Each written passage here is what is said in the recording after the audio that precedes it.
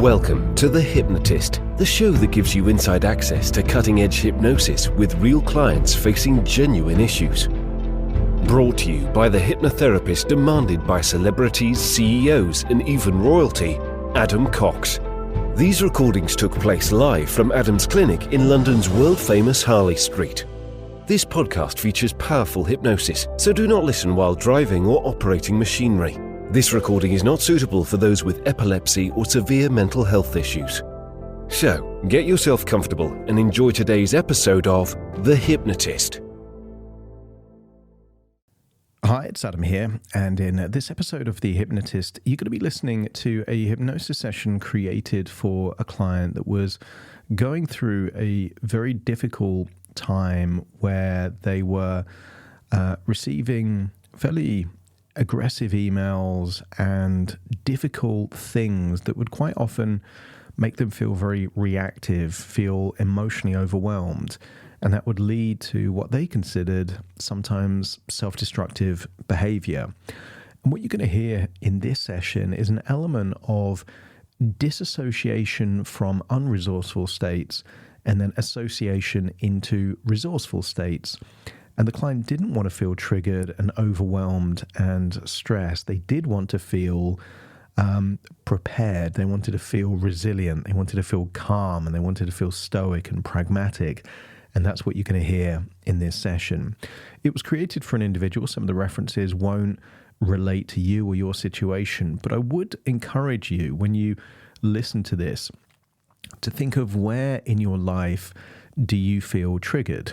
And that might be triggered into anger or triggered into frustration or sadness even. And then when I go through these moments of thinking of a memory in the past where you were highly triggered, you get to think of your memory and then update it the way you would want it to be. The other thing is to think of someone in your life that if they were handling the same situation that triggers you, they wouldn't be triggered in the same way that you are. They would deal with it in a much more empowered way. And by thinking of that before the session starts, again, you're going to get more out of this session.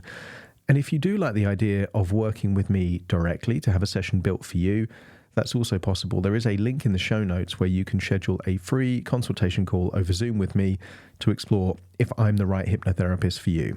For now, though, find a quiet, comfortable place where you won't be disturbed, relax, and enjoy the session.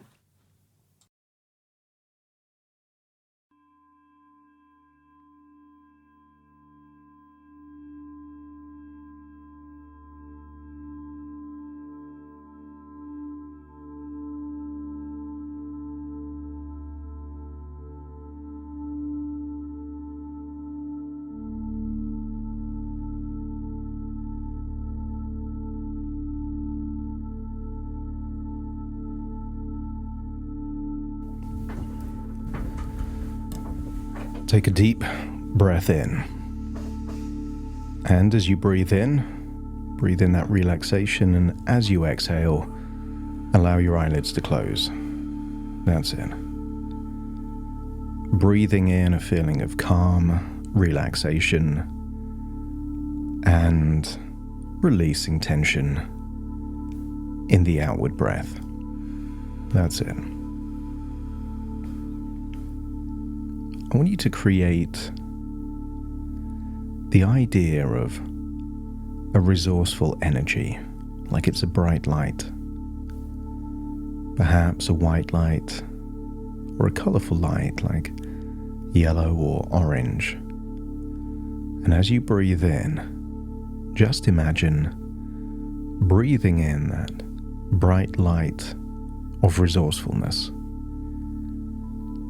But as you exhale, just imagine you're releasing a grey or dark colour. And allow this darkness to represent any emotions you've been holding on to. Annoyance, frustration, stress. Feel it leave your body in your outward breath. And you can think of just breathing in and breathing out like a transfusion Imagine that bright, vibrant light going in through your nose, into your lungs, and then imagine your heart distributing those powerful, distilled resources to every cell in your body. And imagine anything that's not serving you, leaving your body in the same way that you don't think about breathing in oxygen or exhaling carbon dioxide. It just happens. But the more of this resourceful relaxation you breathe in, the more relaxed you become. And the more relaxed you become, the deeper you breathe.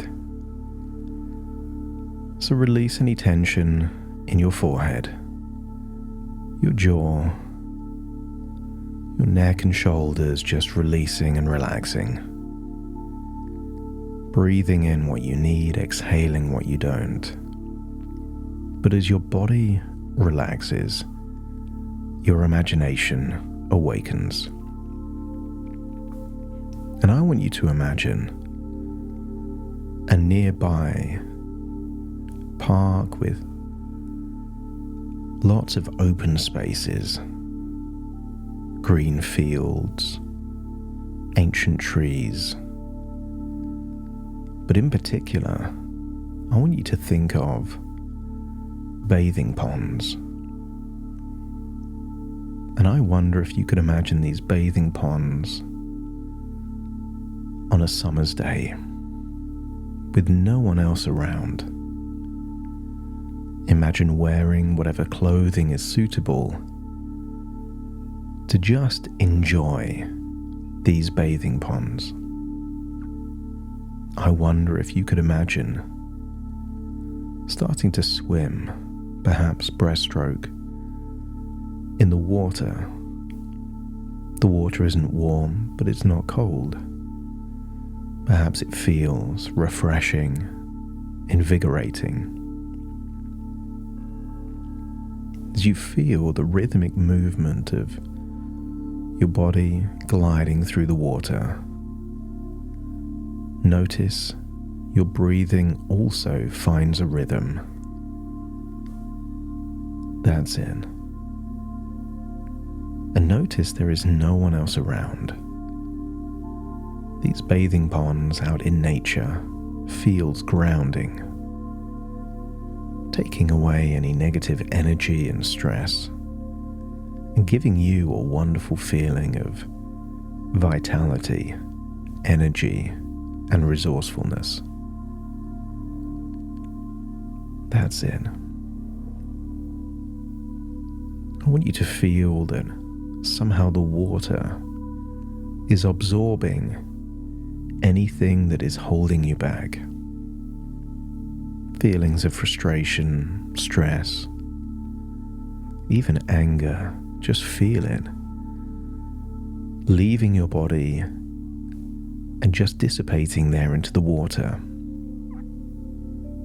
But I want you to imagine these are no ordinary bathing ponds. Give them magical powers.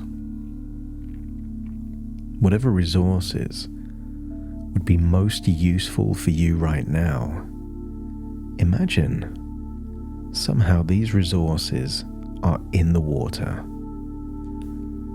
That may be resilience. Feel your body soaking up the resilience from within the water and absorbing it into you. Perhaps it's amplifying already inherent Stoic ways of thinking to control all that you can and accept all that you can't. Feel yourself becoming more resilient, more stoic, more objective. Your eye is on your prize, and that is a desirable future. I want you to get a sense that right now you may be in a dark tunnel, but you can see the light at the end.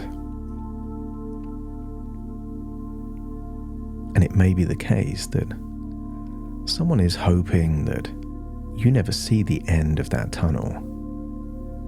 But as you feel this determination, perspective, resilience, but also optimism, with every fiber of your being, you know it's just a matter of time until you have the quality of life perhaps you've been craving for months, if not years.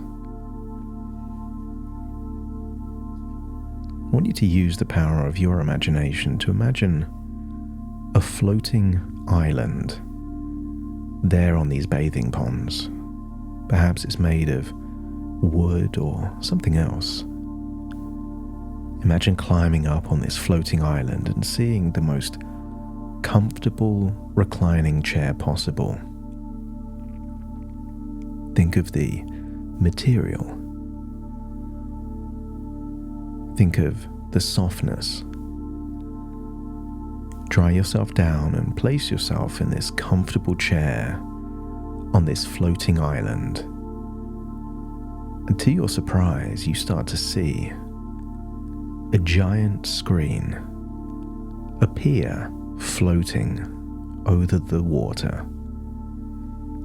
I want you to get a sense that this screen enables you to see the past and the future. But let's go to the past first. I want you to see on that screen a moment where you were highly triggered. Perhaps you had uncovered certain information. But I want you to be the observer. You're not in the memory. You're floating on a pond on a comfy chair, looking up at a giant screen. You're just seeing the memory, not reliving the memory. And I want you to see it as it did happen, almost like it was filmed by a documentary film crew, and you're just seeing what was filmed. You're in the memory, but you're observing the memory. And like any good movie or TV show, time isn't linear. You can jump forward. What took place over days or weeks can take place in minutes on a screen. But see yourself as you were, as it actually happened. See how you uncovered the information. See how you were emotionally affected, perhaps shaking or furious. See your emotional coping strategies after. Maybe drinking. Maybe having to share this information with someone you trusted. See it all as it happened. But I want you to get the sense that just as you used to watch old movies on a VHS recorder, you could hit the rewind button. When it gets to the end, just imagine you've got that remote control in your hand and you hit the rewind button. So you see everything happening backwards. And this almost seems to take the emotion out of the memory. And then, when it gets to the beginning, I want you to see a different version of you. I want you to see the point where that version of you uncovers the same information, but see that version of you smiling, almost with a knowing look on your face, like, of course. See that version of you unfazed, unbothered, not reacting, but equally knowing that they will do something with this information. I want you to see what then happens, how they communicate or what they do. But this is a version of you that is in control, decisive, and responsive, but not reactive. I want you to see that version of you, not getting angry or stressed or furious or anything other than pragmatic. You are seeing you relive that memory in a stoic, pragmatic way, dealing with it the way you would have loved to deal with it if you could go back in time and do it knowing what you now know. And notice how a chain reaction takes a different course. No need for drinking alcohol, no need for intrusive thoughts or low self-worth, because that version of you makes the evaluation that this is about the decisions of someone else, that your value is not linked to the standards, behaviour, or choices of someone else. And when you've seen that memory the way you would like it to be, let me know by nodding your head. Get a sense that a seed has been planted deep in your subconscious mind that a crisis, a betrayal, an attempt to trigger you doesn't mean that it will. I want you to go forwards in time and locate a recent memory where perhaps an email caused you to do something that you now consider to be self-destructive. Don't relive the memory. Remember, you're on a comfy chair on a floating island, on a bathing pond where no one else is but you. So see yourself opening up a laptop, reading an email. See yourself smiling. You can almost read your inner dialogue. Maybe it says something like, "Nice try." Of course. Maybe it's even a little giggle in your inner dialogue, and you can just imagine hearing that even though you're observing it. I want you to see that version of you close the laptop and go off and do exactly what you were going to do anyway, knowing that your resources exceeds any of these demands. They want to trigger you, and therefore to be triggered is playing their game. But see a version of you that is playing your game. Maybe that's a game of ambivalence, of empowerment. But if it's an attempt at a war of attrition, see yourself as being unbreakable. That you can play this game as long as you need to, even if you don't want to. That's it. And maybe see yourself handling lots of situations like that. It almost feels like if the cable from a light switch to the light is cut, someone can attempt to press that button, but the light will never switch on. And we need to get a sense that this version of you has cut the link between information and frustration, or annoyance, or stress or anger. It seems to be rewired to a level of pragmatic empowerment, a stoic level of, I'll deal with this on my terms. In fact, the more they attempt to trigger you, the more stoic, empowered, perhaps even playful you become, knowing that it wins in two different ways.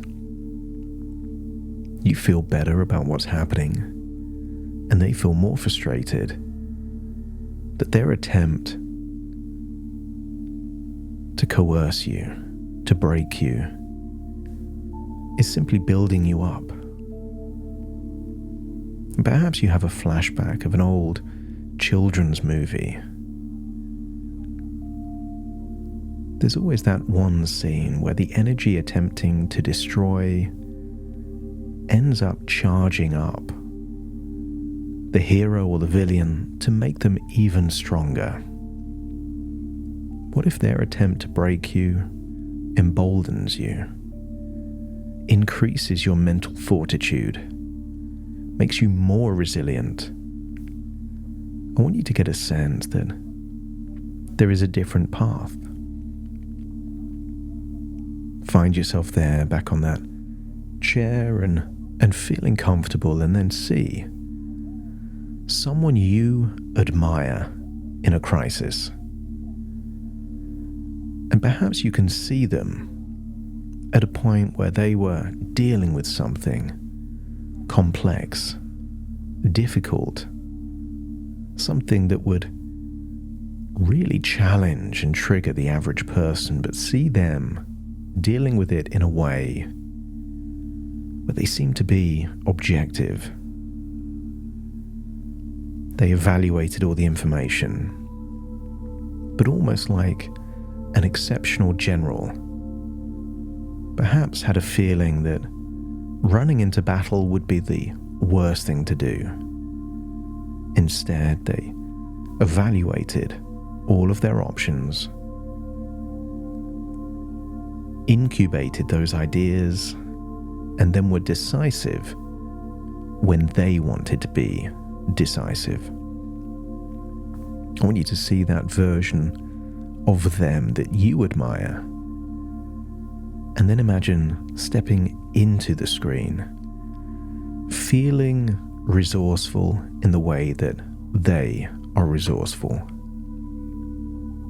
Harness that objectivity, that perspective, the ability not to be triggered or reactive, but to be able to gather the information and respond in your terms.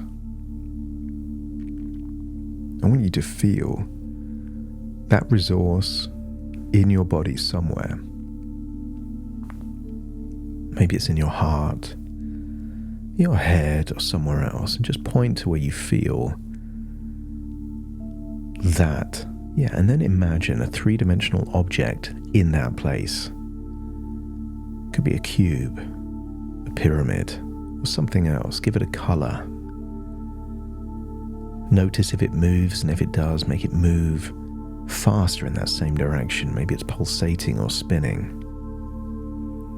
Whatever color you give it, amplify that color until it grows and glows until you feel that feeling of resourcefulness even more intently.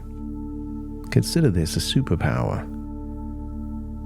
Many people find themselves in awful predicaments because they are triggered and react.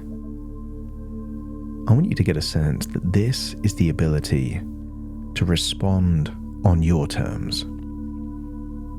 And your terms could be your time frames, in your way. I want you to get a sense that this is linked to feelings of infinite resourcefulness, powerful resilience. This version of you doesn't need anything to cope. This version of you almost has a bring it on attitude. Is this the best you can do? It almost feels like it's too easy for you to handle these things. So take that feeling, return back to the chair, and then imagine seeing yourself on that large screen floating over the pond. A day from now, a week from now, where you get perhaps a very aggressive or unfair email, see yourself on the screen with that glowing color there in that location. This time it feels like you're harnessing the power of you at your most resourceful. Maybe see yourself knowing that this is the future, receiving some information. It could be a long letter by email, it could be hearing information that's been said about you that just isn't true. But instead of seeing yourself triggered or bothered or annoyed, see yourself calm, perhaps even smiling. See yourself with skin so thick you feel more resilient than a rhinoceros. You are impenetrable to be triggered. I want you to get a sense that you're observing the future version of you handling whatever the event is in a responsive, elegant, calm way. When you see the future version of you dealing with it in the way you would like to deal with it, let me know by nodding your head. Rewind it and then step into the screen. Now imagine whatever's happening is happening to you like it's happening in the present. Maybe you're reading an email, maybe you're hearing something. But now feel how you would feel if the same thing happened and you were unfazed, unflappable, the very opposite of being triggered. Maybe you feel, I can handle this.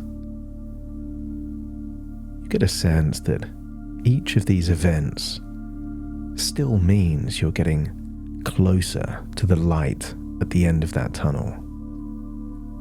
If it's a war of attrition they want, and you feel unbreakable, then it can only go the way you want it to go.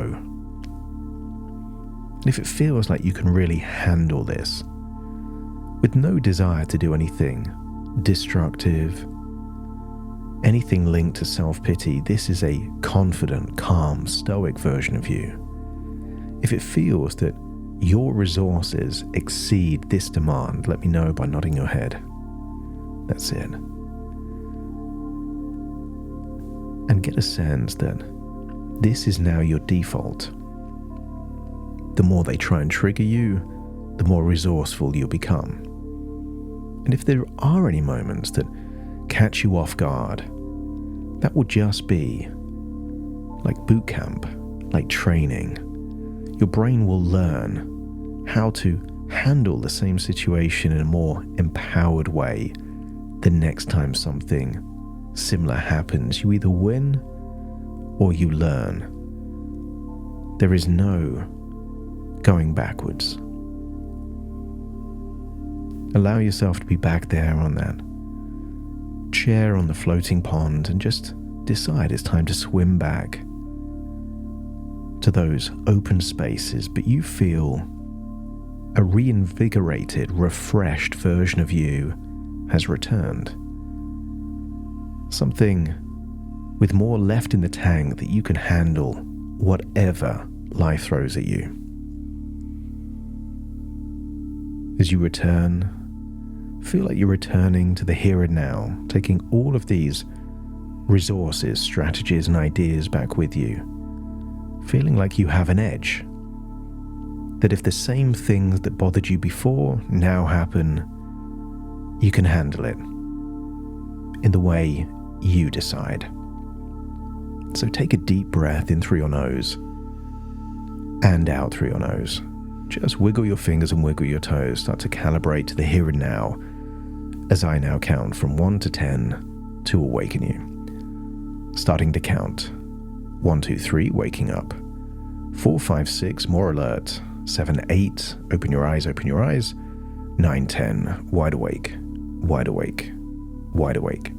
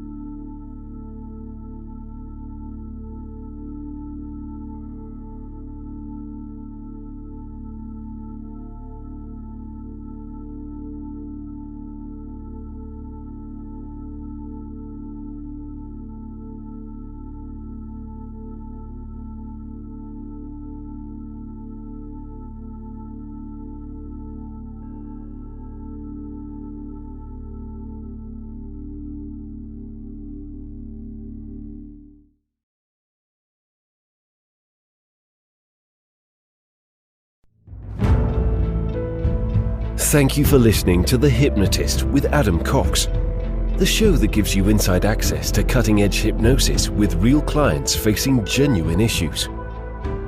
To automatically receive the latest episodes, please subscribe. If you'd like to support the show, please share this episode with just one friend you think it could help. And if this episode helped you, please leave us a 5-star review.